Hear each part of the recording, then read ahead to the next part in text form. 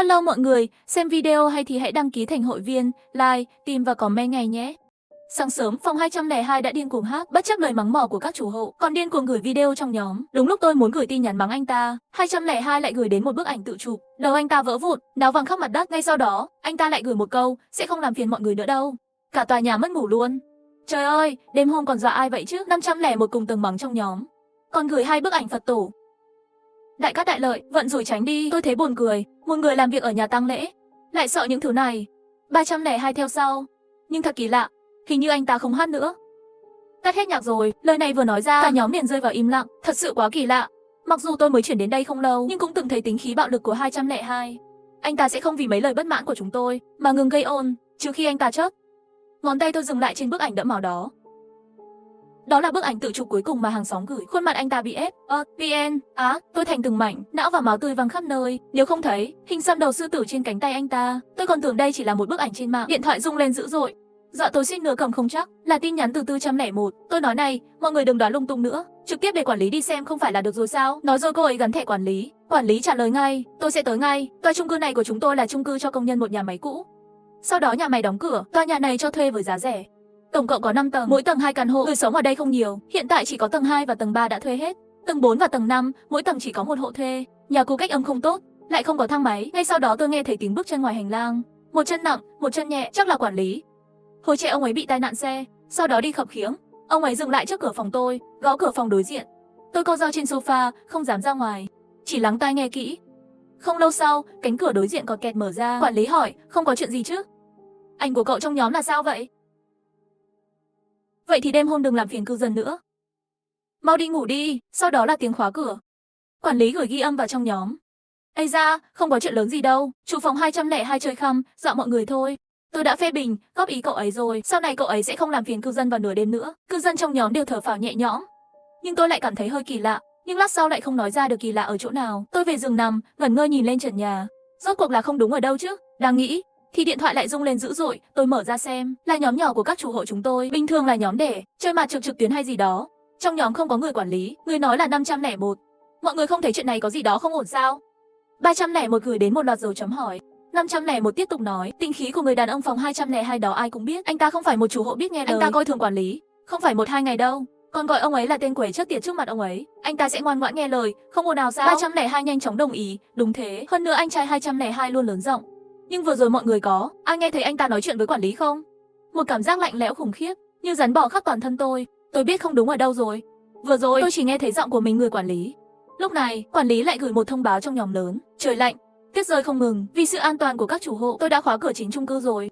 Mọi người không có việc gì cần thiết thì đừng ra ngoài nhé. Nếu có việc gấp, xin vui lòng gọi điện cho tôi. Trong nhóm nhỏ của các chủ hộ giống như có một chậu nước đá đổ vào nồi dầu nóng, nổ tung chiếc nồi. 501, trời ơi, ông ta nhốt chúng ta trong tòa nhà này rồi. 302, tại sao ông ta lại làm vậy? Lẽ nào người rất 201 là quản lý? 301, chúng ta báo cảnh sát đi. 401, không có chứng cứ 10. Chị thừa cảnh sát sẽ không tới đâu. 501 hoảng sợ, nhưng nếu ông ta thật sự là hung thủ, vậy không phải chúng ta sẽ là cừu non chờ bị rớt thịt sao? Chúng tôi lại một lần nữa rơi vào sự im lặng trước tiệt. Một lúc sau, 302 gắn thẻ tôi. Chủ hộ 201, hay là cô ra ban công xem sao? Tòa nhà của chúng tôi khá cũ, ban công không có cửa thông gió, giữa hai nhà có một đường ống rất hẹp. Nếu cẩn thận chút, có thể trèo sang nhà nhau. Không ngờ 301 cũng tán thành, đúng đó, cô trèo qua xem không phải rõ rồi sao? Làm ơn, cho dù gan tôi có lớn, cũng là một cô gái yếu đuối trói gà không chặt. Nếu hung thủ vẫn ở trong nhà, vậy không phải tôi sẽ bị chị, em cùng sao? Cho dù hung thủ không có ở đó, bên ngoài tuyết đang rơi, đường ống lại trơn như vậy, chỉ cần tôi không cẩn thận là rất dễ ngã liệt nửa người. Tôi cũng không phải Đức mẹ Mây, vẫn là 401 hiểu ý hơn. Cô ấy nói, trèo qua quá nguy hiểm. 201, hay là cô nhìn trên ban công nhà mình, xem có thể tìm được manh mối gì không? Ý tưởng này còn được. Tôi đặt điện thoại xuống, rón rén đi ra ngoài ban công. Trời rất tối, tuyết rơi dày đặc.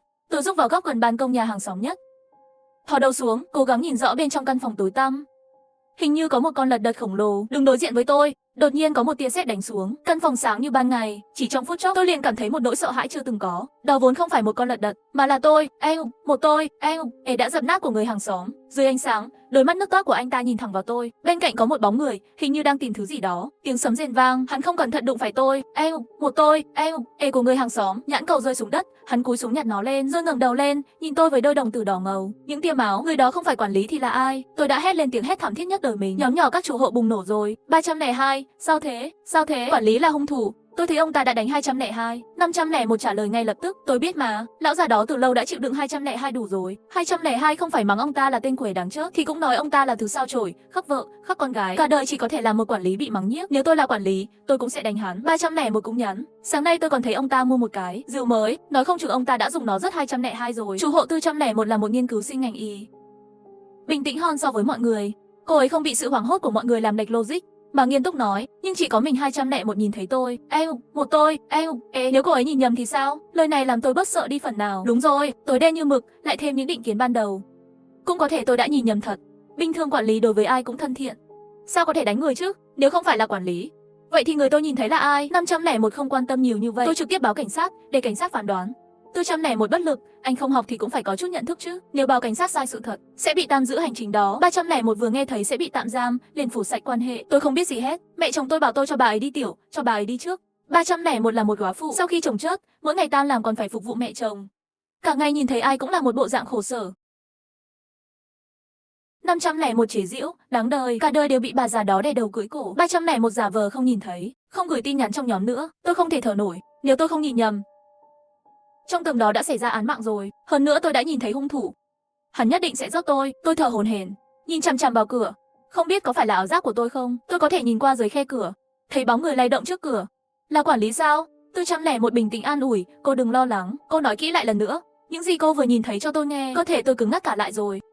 Ngón tay tôi run run gõ phím. Khi sét đánh xuống, tôi nhìn thấy người mặc bộ đồng phục quản lý, trên quần áo dính đầy máu. Hình như ông ta đang tìm gì đó trong phòng. Sau đó tôi, bị đổ xuống. Khi hắn muốn dựng tôi, dậy, đã nhìn thấy tôi. Một cuồng sáng đột nhiên xuất hiện trong đầu tôi. Ngay cả tốc độ đánh máy của tôi cũng nhanh hơn rất nhiều. Tôi nhớ ra rồi, người quản lý có một vết sẹo hình ngôi sao 5 cánh ở khóe mắt. Tôi thấy hung thủ cũng có, hắn chắc chắn là quản lý. Tôi không nhìn nhầm, nhận được 3 lần khẳng định của tôi. 401 cũng không còn bình tĩnh được nữa. Hắn sắp quay lại rồi, giờ tôi báo cảnh sát ngay. Đột nhiên có một bóng đen bên ngoài cửa sổ. Âm thanh kinh thiên động địa dọa tôi đến run người. Một dự cảm không lành lan khắp tâm trí tôi. Tôi không quan tâm đến nguy hiểm ngoài cửa, vội chạy ra ban công và nhìn xuống.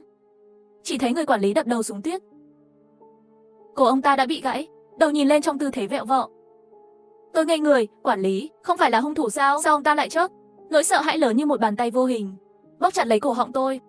Tôi sắp không thở được nữa, nhưng hình như quản lý đang nhìn cái gì đó. Tôi nhìn theo hướng của ông ta. Trong đêm tối, những cư dân mang ý nghĩ xa trong lòng, nấp sau từng ban công, nhìn tôi, trong tuyết, ánh mắt họ còn lạnh hơn cả tuyết mùa đông bên ngoài. Tôi bỗng kinh ngạc, họ đều có vấn đề, hung thủ thật sự chắc chắn nằm trong số họ. Tôi chạy thục mạng về phòng, vội cầm điện thoại tính gọi cho cảnh sát, nhưng lúc này tiếng tin nhắn lại vang lên, là 401. Cô ấy nói trong nhóm nhỏ các chủ hộ, tôi đã báo cảnh sát rồi, chỗ chúng ta khá xa, cảnh sát đến chắc mất khoảng 30 phút. Tôi luôn có một niềm tin vô hình vào 401. Có lẽ vì cô ấy cũng chạc tuổi tôi, bình thường cũng rất gần gũi với mọi người. Hơn nữa, với cơ thể gầy yếu của cô ấy, đến quản lý quầy cũng không làm gì được. Chứ đừng nói là hàng xóm cao to. Tôi đã đồng ý trong nhóm, dè dặt đi ra cửa. Quả nhiên người quản lý đã chết, bóng người quanh quẩn ở cửa cũng biến mất rồi. Nhưng còn chưa đợi tôi thở, 501 đã nói chuyện riêng với tôi. Mặc dù anh ta làm việc ở nhà tang lễ, nhưng trông cũng không tệ, nên tôi đã kết bạn với anh ấy qua mạng. 501 hỏi một câu khó hiểu. Khi cô vừa nhìn lên, cô có thấy 302 không? Tôi đã gửi một dấu chấm hỏi, nhưng trong lòng cũng đang nghĩ lại, lúc đó trời quá tối. Tôi nhìn lên, tất cả chỉ là những đôi mắt vừa đen vừa sáng, lộ ra một nỗi sợ sâu thẳm, một nỗi sợ hãi rất lớn, khiến tôi không dám nhìn thêm nữa. Cho nên, tôi thực sự không chắc chắn liệu 302 có ở đó hay không. 501 lại gửi tin nhắn. Tôi thấy có gì đó không ổn. Nếu là quản lý đã giết 202, vậy ông ta tìm gì trong nhà? Trừ khi nhà của 202 có thứ gì quan trọng hơn cả mạng sống ông ta, tôi càng bối rối hơn. 501 tiếp tục nói, cô có biết ở đây đã từng xảy ra án mạng chưa? Chính ngay trong căn phòng cô đang ở. Hai câu nói này giống như đá lạnh rơi vào người tôi. Tay chân tôi lạnh đến tê dại. Tôi run rẩy gõ dòng chữ, chuyện gì thế? Đại ca, anh đừng dọa tôi sống trong ngôi nhà ma ám, người môi giới chưa từng nói với tôi những chuyện này. 501 trả lời, người sống chỗ cô trước đây cũng là một cô gái. Hình như là một nhiếp ảnh gia, có phòng làm việc riêng, sau đó bị người ta phân 10. Chị vứt 10. Chị trong thùng rác gần đó. Cảnh sát nghi ngờ mọi người trong tòa nhà, nhưng tất cả đều thoát khỏi nghi ngờ vì có chứng cứ ngoại phạm. Vậy tại sao 501 còn phải nhắc lại vụ án cũ với tôi, giống như trả lời những nghi vấn trong lòng tôi. Rất nhanh anh ấy lại gửi thêm một câu nữa, khiến tôi căng thẳng. Nhưng ngày xảy ra vụ án, tôi thấy 202 và 302 vào nhà cô gái đó. Trong tay 202 còn có máy quay. Hai người đàn ông vào nhà một cô gái. Còn có thể làm gì nữa? Tôi chỉ cảm thấy da đầu tê tê, lạnh cả sống lưng. Tôi vội vàng hỏi, sao lúc đó anh không báo cảnh sát? 501 nói, vì tôi không có bằng chứng, nhưng chắc chắn 202 quay chụp lại tất cả. Người quản lý đang tìm thứ này trong nhà, nói không chừng ông ta muốn dùng nó để uy hiếp 302. Tôi ngồi thu mình trong góc tường, trong nháy mắt chỉ thấy mỗi góc của ngôi nhà đều bao trùm sự u ám, trong bóng tối giống như có vô số cặp mắt đang nhìn chằm chằm vào tôi. Tôi sợ quá, muốn cắm đầu lao ra ngoài, nhưng cửa chính đã bị quản lý khóa lại rồi, và ông ta cũng đã chết rồi. Trước khi cảnh sát đến, không ai trong chúng tôi có thể ra ngoài. 501 dường như cũng cảm nhận được nỗi sợ hãi của tôi, liền an ủi, cô đừng sợ, cô là người mới đến, cho dù 302 có là hung thủ, cũng sẽ không giết cô diệt khẩu. Nhưng chính câu này của anh ấy khiến tôi đột nhiên mở to mắt. Một tia chớp lóe lên trong lòng tôi. Trong chớp mắt chiếu sáng tất cả những góc bị bỏ quên. Đèn trong hành lang được điều khiển bằng âm thanh. Quản lý là một người què, luôn phải đi một bước, đá một bước mới sáng đèn. Nhưng vừa nhìn qua khe cửa, tôi thấy đèn trong hành lang luôn sáng. Bóng người đó đi rất êm, tốc độ cũng rất đều. Nói cách khác, người ngoài cửa lúc đó vốn không phải quản lý. Tôi run rẩy nói phỏng đoán của mình với 501. Anh ấy còn kích động hơn cả tôi, nhất định là 302. Chắc anh hắn đang nghĩ cách chị. Ông, anh 10. Chị cô, tôi sắp khóc rồi, làm sao đây? Hắn sẽ làm gì tôi đây? 501 an ủi tôi, đừng lo lắng. Giờ tôi xuống tìm cô, nhớ kỹ, nhất định phải nhìn rõ là tôi mới mở cửa. Hành lang yên tĩnh đến mức tôi áp tai vào cửa, chỉ có thể nghe được tiếng tim tôi đập loạn nhịp. Vừa nghe được những gì 501 nói, tôi đã đặc biệt xem lại tất cả lịch sử trò chuyện tối nay. Tôi phát hiện sau khi người quản lý chết, cố nhiên 302 không nói một lời nào. Bình thường anh ta là một người hoạt ngôn, lại đặc biệt thích náo nhiệt. Đây là lần đầu tiên yên tĩnh đến vậy. Là vì sợ quá không dám nói chuyện, hay là như 501 đoán, anh ta chính là hung thủ? Tôi không dám nghĩ nữa. Lúc sau, trên lầu có tiếng bước chân thưa thớt.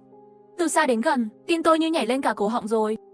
Người đến là 501 hay nghi phạm 302? Tôi liếm đôi môi nứt nẻ của mình, giữ hơi thở và nhón chân lên mắt mèo. Một lúc sau, mắt mèo hiện lên bóng dáng của 501. Lúc này chuông cửa cũng đổ chuông. Giống như tôi đã nắm được cọng cỏ cứu mạng, không kịp nghĩ ngợi gì, tôi vội vàng mở cửa. Đây là sai lầm chí mạng đầu tiên của tôi tối nay, sợ hãi suốt cả một đêm, khiến tôi mất đi lý trí, thậm chí tôi không để ý đến cách đi máy móc của 501. Cảm giác đó giống như một con búp bê bị thao túng. Khoảnh khắc mở cửa, kéo theo tiếng răng rắc của xương vỡ, 501 giống như một món đồ chơi bị tháo rời, đổ sập xuống, gân tay chân bị gãy, đè trực tiếp lên người tôi. Trong không khí ngập mùi máu, còn cảm giác lạnh lẽo từ da anh ấy, trước mắt khiến tôi nhận ra rằng anh ấy đã chết rồi. Vậy người vừa nói chuyện với tôi là ai? Nỗi sợ hãi bùng nổ trong tâm trí tôi. Không thể nào, bị hung thủ phát hiện rồi. Tiếng hét của tôi vang khắp tòa nhà, nhưng trong tòa nhà vẫn rất yên tĩnh. Lần này những người khác thậm chí không thèm nhìn ra ngoài. Trong nhóm chat hiu quạnh, chỉ có 501 đè lên người tôi, nhìn chằm chằm vào tôi với đôi mắt nặng nề đó, như thể đang cười nhạo sự bất lực của tôi. Nước mắt lặng lẽ rơi xuống. Nhưng tôi biết tôi không có thời gian để buồn. Hung thủ có thể đang nhắm vào tôi trong bóng tối. Tôi nhìn sang chiếc đồng hồ trên tay, 15 phút nữa là cảnh sát đến. Tôi nhất định phải sống. Tôi lau nước mắt. Phải mất rất nhiều sức mới đẩy được anh ấy sang một bên. Khi tôi, đổ xuống đất, bàn tay nắm chặt của anh ấy cũng chịu buông ra rồi. Trong lòng bàn tay có một cái axi-bơ dính máu. Trái tim tôi đột nhiên thắt lại. Đây là gì thế? Trong đầu bỗng nhiên lóe lên những lời 501 vừa nói. Trong tay 202 còn đem theo máy quay. Nhưng chắc chắn 202 đã quay chụp lại tất cả. Thứ mà quản lý tìm trong nhà chính là thứ này. Nói không chừng ông ta dùng nó để uy hiếp 302. Tôi như rơi vào một cái hố băng, mang đến cảm giác nghẹt thở chưa từng có. Lẽ nào cái axi-bơ này ghi lại bằng chứng 202 và 302 đã cưỡng hiếp và giết hại nữ sinh, nhưng tại sao lại chạy đến tay 501? Rốt cuộc ai đã giết người quản lý? Những suy nghĩ trong đầu tôi giống như một mớ hỗn độn. Càng nghĩ càng loạn. Đột nhiên có một tiếng động lớn trên tầng, nghe như đang đóng cửa. Tiếp theo là liên tiếp tiếng bước chân khẩn trương và lặng lẽ, là 302, chắc chắn anh ta cũng phát hiện ra bằng chứng bị 501 lấy đi rồi. Tôi nhìn đang chắn trước cửa, lòng thắt lại, không còn quan tâm đến việc bảo vệ hiện trường vụ án nữa. Tôi túm lấy đầu anh ấy và kéo vào nhà, nhưng 302 chạy nhanh quá. Trong nháy mắt, anh ta đã ở góc cầu thang rồi. Con dao anh ta cầm trong tay, sắc lạnh và khát máu dưới ánh trăng. Tôi dựng hết cả tóc gáy. Sự lạnh lan dần từ dưới lên trên. Tôi không dám dừng lại, nhưng chân của 501 lại bị kẹt vào khung cửa. Trong bóng tối, tôi nghe thấy 302 cười. Tay tôi vẫn đang run rẩy. Làm thế nào đây? Sao không cử động được? Ông trời ơi, cứu con với, giúp con với. Mồ hôi lạnh lẫn nước mắt rơi xuống đất. Một cơn gió lạnh thổi qua, 302 mũi tên được kéo căng dây cung mà lao tới. Vào thời khắc then chốt, cuối cùng tôi đã kéo được chân của tôi. Tôi không dám thở. Kéo tôi. Vào nhà. Khoảnh khắc khóa cửa, khuôn mặt hung dữ của 302 vụt qua. Tôi vội dùng hết sức khóa cửa lại. Bên ngoài là 302 không cam lòng, cùng tiếng gầm gừ và tiếng dao cắt cửa. Tôi ngã khuỵu xuống đất, rõ ràng biết giờ khóc chẳng có ích gì, nhưng nước mắt vẫn không ngừng rơi xuống. Tôi gần như trèo lên ban công, ngẩng đầu khóc. Hung thủ là 302. Hắn giết 501 rồi, vừa rồi còn muốn giết tôi. Xin mọi người hãy cứu tôi. 401 không có động tĩnh gì, quá phụ 301 thò nửa đầu ra, với vẻ mặt ghét bỏ, lời nói giống như một chậu nước đá đổ thẳng lên đầu tôi. Cô muốn chết thì im lặng chút, đừng liên lụy đến chúng tôi. Tôi ngây ra tại chỗ, một cơn ớn lạnh toát ra khắp cơ thể. Lời cầu cứu mắc nghẹn trong cổ họng, như hết hơi vậy, cũng không hét ra được. Nhìn tôi, cứng ngắc trong phòng khách. Tôi hoàn toàn sụp đổ rồi, hai đầu gối mềm nhũn, ngã xuống đất khóc thảm thiết. Lẽ nào tôi thực sự phải chết ở đây sao? Không, tôi không thể ngồi yên như thế này. Tôi cầm điện thoại lên, cẩn thận xem qua lịch sử trò chuyện tối nay. Đọc 90, chị từng từ, cuối cùng tôi đã tìm ra một logic chung. Đầu tiên là hàng xóm làm phiền cư dân. Người quản lý phản hồi ngay lập tức, điều này không hợp với thói quen của ông ấy. Đây vốn là một tòa nhà chung cư bị bỏ hoang, không có camera giám sát xung quanh, mức lương trả cho quản lý thậm chí còn rất thấp. Đương nhiên quản lý sẽ không quá quan tâm đến chuyện trong tòa nhà. Thời gian bình thường, ông ta đã say nhũn từ lâu rồi. Ngủ một giấc sâu mà để ông ta trả lời tin nhắn ngay tức khắc, chỉ có một khả năng, có nghĩa là ông ta chính là người đã rớt hàng xóm, vì sợ bị người khác phát hiện nên mới giả vờ tận tâm. Tầng 2 không cao lắm. Ông ta dùng khăn trải giường, làm dây thừng có thể trèo ra ngoài cửa sổ. Lại vào từ hành lang, làm chuyện mà người không biết, quỷ không hay, nhưng ông ta quá tham lam, rớt hàng xóm không đủ, còn muốn tống tiền 302 một khoản tiền lớn, cho nên tôi mới phát hiện ra ông ta trong nhà hàng xóm và nói với những chủ hộ khác trong nhóm chat. Sau đó chính là cái chết kỳ lạ của ông ta. Có hai khả năng, người rớt ông ta là 501. Thứ nhất, để lấy đi chiếc Asiber tìm 302 tống tiền, lại bị người sau sát hại. Hung thủ thứ hai là 302, anh ta bị quản lý chọc giận. Nhưng tại sao anh ta lại rớt 501 chứ? Người nói chuyện với tôi rốt cuộc là ai? Hắn đem tôi, 501 đến nhà tôi, để làm gì? Trong khi tôi đang suy nghĩ, một tia sét lóe lên xé ngang màn đêm, tôi thấy bóng ma của 302 đang bò trên đường ống giữa ban công nhà tôi và 202, máu trên con dao trong tay hắn. Theo lưỡi dao rơi từng giọt xuống tuyết, một giọt, hai giọt, nhuộm đỏ cả tiết trắng. Sét tan, trong nhà lại chìm vào bóng tối, sấm sét bất chợt ập đến, hòa lẫn với tiếng cười điên loạn của 302. Tôi vừa hét vừa chạy vào trong nhà, nhưng 302 nhanh như một con thú. 2-3 bước đã nhảy lên ban công, hắn xông tới, túm lấy tóc tôi và kéo vào trong, lưng tôi đập mạnh vào ngực hắn. Hắn nắm lấy tay tôi, cánh tay đó to như sợi xích sắt, thít ngày càng chặt, chỉ để lại cho tôi một hơi thở. Asiber đâu? 302 hét vào tai tôi, toàn thân tôi run lẩy bẩy. Không biết, dao của hắn chĩa xuống, đột nhiên đâm vào đùi tôi. Tôi khóc nấc lên, đau đến sắp mất đi rồi, máu chảy ra, vương vãi khắp nơi. Giọng nói của hắn lại vô cùng bình tĩnh. Tao hỏi lại lần nữa, Asiber đâu? Tôi cắn chặt răng, một từ cũng không nói. Tôi không biết, tôi chỉ biết, nếu tôi giao Asiber cho 302, vậy thì tôi hoàn toàn không còn giá trị lợi dụng nữa. Tôi còn rất nhiều việc phải làm trong đời. Muốn chết à? Đến 302 cười lạnh lùng. Mày là bảo vệ cái Asiber hay muốn bảo vệ thằng 501 này? Tôi không biết. Ý anh là sao? Đừng giả vờ nữa, ai mà không biết. Mày có ý với thằng đó chứ? Mày yên tâm, giao Asiber cho tao. Những đoạn phim về thằng nhóc 501 đó, tao nhất định sẽ xóa sạch sẽ. Trái tim tôi đột nhiên trùng xuống. Giọng của 302 vẫn tiếp tục, như kính vỡ cạo vào tai tôi. Tao nói này, khẩu vị của mày cũng khá nặng đó. Hội trường ái tử thi mày cũng không ngại. Ai tử thi mà hắn nói là 501 sao? Nếu không phải 202 quên lấy máy quay đi, bọn tao cũng không thể biết bí mật này. Hắn chơi cô gái đó, còn nhiều kiểu hơn chúng tao. Chẳng trách 501 trẻ như vậy đã làm việc ở nhà tang lễ. Những gì nó yêu thích chưa bao giờ là công việc, mà là một cái 10. Chị lạnh lẽo được đưa đến, tôi nghe thấy tiếng linh hồn mình vỡ vụn. Thằng nhóc này đe dọa tao bằng cách nói chuyện với tao. Nói nếu không giao Asiber cho nó sẽ nói hết cho mày những chuyện tao và 202 đã làm. Nó còn chụp màn hình cho tao xem. Nó không ngờ là tao lại có thể rớt quản lý, không quan tâm là rớt một người hay 2 người nữa. Tim tôi chợt thắt lại. Run rẩy hỏi, vậy tại sao anh phải gửi 10? Chị 501 cho tôi. 302 cười khẩy, đương nhiên là để giá họa rồi. Giờ trên tôi, của 501 chỉ có dấu vân tay của mày. Mày đoán xem cảnh sát sẽ nghi ngờ ai đây? Vốn dĩ tao không muốn rớt mày, nhưng ai ngờ được khi 501 đang đánh nhau với tao, lại mang Asiber đi mất, còn bị mày phát hiện. Hắn dán vào tai tôi, cái giọng điệu quyến rũ đáng sợ. Không đưa Asiber cho tao cũng không sao, chỉ cần mày chốt rồi, sẽ không ai biết bí mật của tòa nhà này nữa. Lời nói vừa buông xuống, hắn lại giơ cao tay, mà tôi cũng nhân cơ hội cầm lấy bình hoa bên cạnh, đập vào đầu hắn. Mảnh sứ vương vãi khắp nơi, hắn ôm đầu và hét lên như một con thú điên. Tôi nhân cơ hội thoát khỏi xiềng xích của hắn, vừa chạy ra ngoài, vừa ném đẩy cố, bàn, tủ sách đè lên 302. Hắn che đầu lại, máu chảy qua ngón tay, mắt trái của hắn đỏ bừng, mắt còn lại đầy máu tươi. Để lộ ra sát khí đùng đùng, tôi chạy ra khỏi cửa, không quay đầu lại, cửa chính đã bị quản lý khóa rồi. Tôi đành phải chạy lên tầng. Khi đến cửa nhà 301, tôi vẫn ôm một chút hy vọng về nhân tính. Gõ mạnh vào cửa, chị ơi, cứu em với, nhưng tay vừa chạm vào cửa, cửa liền mở ra. Chị ấy không khóa cửa, lẽ nào chị ấy nói lời khó nghe? Nhưng thực ra trái tim lại ấm áp, nghe thấy tôi chạy được ra ngoài, nên cố ý mở cửa cho tôi vào. Tiếng bước chân 302 phía sau ngày càng gần, tôi không thể do dự nữa, vội vàng trốn vào nhà và khóa cửa lại. Nhưng tôi không biết, điều tôi nghĩ là sự cứu rỗi lại là một địa ngục mới. Trong phòng chỉ có tiếng tivi, ánh sáng màn hình yếu ớt bao phủ cả phòng khách. Không quá tối, tôi vừa mới chạy thoát mạng, đến giày cũng không kịp đeo. Vừa bước một bước vào nhà, tất của tôi đã bị ướt. Phòng quá tối, tôi không thể nhìn rõ cái gì nằm trên mặt đất, chỉ cảm thấy dính và xấu xí. Góa phụ 301 đang ngồi trên sofa với mẹ chồng, quay lưng lại với tôi, tập trung xem tivi. Thậm chí còn không nhìn tôi một cái, như thể không hề biết tôi vào. Tôi hạ giọng gọi, chị ơi, bà ơi, họ vẫn không có phản ứng gì. Trên tivi đang chiếu một vở kinh kịch, một người phụ nữ mặc áo xanh từ từ xuất hiện trong nhịp điệu kỳ lạ. Tôi mạnh dạn bước vài bước vào trong. Càng đi vào, đèn càng sáng, cuối cùng tôi cũng nhìn thấy chất lỏng trên mặt đất, đó là máu, rất nhiều máu. Đôi tất của tôi giống như vừa băng qua sông vậy, thấm ướt dưới chân tôi. Tôi sợ quá, loạng choạng ngã xuống đất. Máu dính khắp người tôi.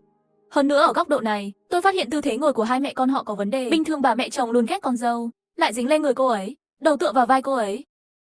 Mà người phụ nữ 302 lại ngồi thẳng, từ chân đến tay đều thẳng như chữ cửu chữ Hán. Giống như con búp bê mà tôi chơi hồi nhỏ, nỗi sợ hãi cực lớn giống như một con rắn độc lạnh lẽo, cuốn nghẹt trái tim tôi. Để chứng minh phỏng đoán của mình, tôi run rẩy bò dậy khỏi vũng máu. Cẩn thận đến phía sau người phụ nữ, nhẹ nhàng đẩy vai chị ấy. Đột nhiên đầu của phụ nữ giống như bóng đá lăn xuống khỏi người. Một tôi, không đầu mất đi sức chống đỡ, trực tiếp đổ nhào xuống đất, mà bà lão bên cạnh cũng ngã theo xuống vũng máu. Họ đều mở to mắt, vô hồn nhìn chằm chằm vào tôi. Lúc này, không biết vì sao tivi lại đột nhiên tăng âm lượng. Nữ quỷ áo xanh đó hát khúc thê lương, linh hồn oán giận đó. Trong nháy mắt, tôi như rơi vào địa ngục lạnh lẽo, cả người nhũn ra, ngã bịch xuống biển máu. Lúc này, không biết 302 tìm được cái rượu ở đâu, đập từng nhát xuống ổ khóa phòng 301. Nỗi sợ giống như một bàn tay lớn bóp chặt cổ họng tôi. Ngay cả đôi mắt của tôi cũng trở nên chua chát vì nỗi sợ hãi tột độ. Tôi nên làm gì đây? Chạy đi, nhưng chạy đi đâu? Trong tòa nhà này còn có ai sống sót sao? Tôi liếc mắt nhìn đồng hồ, rõ ràng đã nửa tiếng rồi. Sao cảnh sát vẫn chưa đến? Sợ hãi, tuyệt vọng, đau khổ, những cảm xúc này giống như nước vỡ đê nhấn chìm tôi. Vào lúc mà tôi sắp từ bỏ, đột nhiên có một tấm ga trải giường thả xuống từ ban công. Đó là 401, cô ấy vẫn còn sống, không cảm nhận được lực kéo của tôi. 401 lắc ga trải giường nhiều lần. Còn ngây ra đó làm gì? Chờ chết sao? Tiếng quát tháo của cô ấy cuối cùng cũng kéo tôi tỉnh lại từ nỗi sợ liên tiếp. Tôi lăn lộn bò ra ban công, nắm chặt ga trải giường để 401 kéo lên từng chút một. Đây là hy vọng cuối cùng của tôi tối nay. Chủ hộ 401 là Nhan Tiêu. Thân hình không cao, còn có một khuôn mặt búp bê đáng yêu. Khi tôi mới chuyển đến đây, tôi cứ tưởng cô ấy là học sinh trung học. Khi tôi biết cô ấy đang học nghiên cứu sinh ngành y, tôi thật sự rất ngạc nhiên, không thể trông mặt mà bắt hình dong. Sau khi cô ấy kéo tôi lên khỏi ban công nhà 301, tôi nằm trên mặt đất, thở hổn hển. Tôi có rất nhiều điều muốn nói với cô ấy lại trầm tính ngắt lời tôi. 302 là hung thủ, tôi đã nghe hết rồi. Vừa nãy tôi không nói vì tôi cũng sợ, nhưng tôi không thể đứng nhìn. Tôi không muốn có thêm người vô tội nào chết ngay trước mắt tôi nữa. Tôi vừa mở miệng, cảm giác chua chát sộc thẳng lên mũi, nước mắt cứ thế mà rơi xuống. Tôi ôm Nhan Tiêu khóc không thành tiếng. Tất cả nỗi sợ hãi trong tôi lúc này chảy ra cùng nước mắt. Nhan Tiêu ôm đôi tay cũng đang run rẩy của tôi, trông đến rất chóc. Đây là hai cô gái gầy gò duy nhất có thể làm bạn với nhau. Tôi lau nước mắt, nghẹn ngào, giờ chúng ta phải làm sao đây? Nhan Tiêu nhìn xuống ban công dưới tầng, kéo tôi trốn vào tủ quần áo. Cô ấy nói nhỏ. Sau đó tôi cũng không nói chuyện nữa. 302 có thể nghĩ rằng tôi đã ngủ, tạm thời sẽ không đến đây, chúng ta sẽ ở trong tủ chờ cảnh sát đến. Với chút ánh sáng còn lại, tôi liếc thấy gấu quần của Nhan Tiêu, đó là một vết bẩn màu đỏ đen. Trái tim tôi đột nhiên căng ra. Cảm giác sợ hãi kinh tởm đó trở lại rồi. Tôi nghẹn họng, hỏi, không phải cô nói nửa tiếng nữa cảnh sát sẽ đến sao? Nhưng tại sao? Đến bóng của họ tôi cũng không thấy. Nhan Tiêu bình tĩnh trả lời, bên ngoài tuyết rơi dày đặc, có thể là bị tắc đường rồi. Tôi im lặng một lúc mới hỏi, cô chắc là đã báo cảnh sát chứ? Nhan Tiêu, tất nhiên rồi. Cô không tin tôi à? Trong bóng tối, con ngươi của Nhan Tiêu hòa vào màn đêm, khiến tôi không thể nhìn rõ. Tôi chợt đẩy tay cô ấy ra khỏi tủ quần áo. Nhan Tiêu nhíu mày, đi theo sau tôi, gấp gáp cẩn giọng. Cô làm gì thế? Lát nữa 302 sẽ rớt chúng ta đó.